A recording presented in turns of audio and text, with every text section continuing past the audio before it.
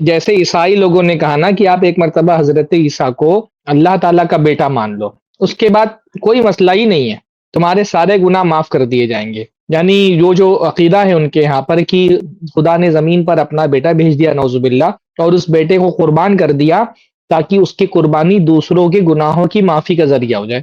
تو عیسائیوں کو یہ عقیدہ دیا گیا کہ بھائی تمہارے جتنے گناہ تھے اس کا کفارہ تو حضرت عیسیٰ علیہ السلام نے قربان ہو کر کے ادا کر دیا ہے. تو یہ جو عقیدہ ہے نا کہ بھائی اب تو سارے گناہ حضرت عیسیٰ علیہ السلام کو بس اللہ کا بیٹا ماننا ہے، تو ان کی قربانی کے نتیجے میں ہمارے سارے گناہوں کا کفارہ ہو جانے والا ہے. تو یہ مسلک نا اس طرح کی سہولت دیتے ہیں تاکہ آپ نماز روزہ چھوڑ سکیں. صحیح یہ ایک طرح کا پیکیج ہے مطلب یہ ایک آفر کرتے ہیں کہ بھائی ہمارے مسلک میں آ جاؤ تو آپ کو نہ نمازیں پڑھنی ہے نہ روزہ رکھنا ہے، بلکہ دیکھیے صوفیہ کے ہاں ایک چیز ہوتی ہے، اس کو کہا جاتا ہے اسقاط الوسائط. اسقاط الوسائط کا مطلب ہوتا ہے کہ بعض مرتبہ بندہ جو ہے وہ اس مقام پر پہنچ جاتا ہے کہ شریعت کے احکام اس کے اوپر سے ساقط ہو جاتے ہیں. تو یہ اس طرح کا آفر کرتے ہیں اپنے لوگوں کو کہ بھائی دوسرے مسلک میں جاؤ گے تو وہاں نمازیں پڑھنی ہے، وہاں روزہ رکھنا ہے، وہاں کوٹھے پہ نہیں جا سکتے آپ، طوائف کا چکر نہیں لگا سکتے ہیں، وہاں اپنی نفس کی حفاظت کرنا ہے، اپنے آپ کو پاک دامنی اختیار کرنی ہے. ہمارے مسلک میں آ جاؤ، کوٹھے کا چکر بھی لگاؤ اور جنت بھی چلے جاؤ.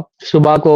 جام پیا، شام کو توبہ کر لی، رند کے رند رہے، ہاتھ سے جنت نہ گئی. تو یہ تو آفر کرتے ہیں کہ ہمارے مسلک میں جو پیکج ہم دے رہے ہیں اس میں آپ کو گناہوں کی چھوٹ ہے، جتنا من چاہے گناہ کرو،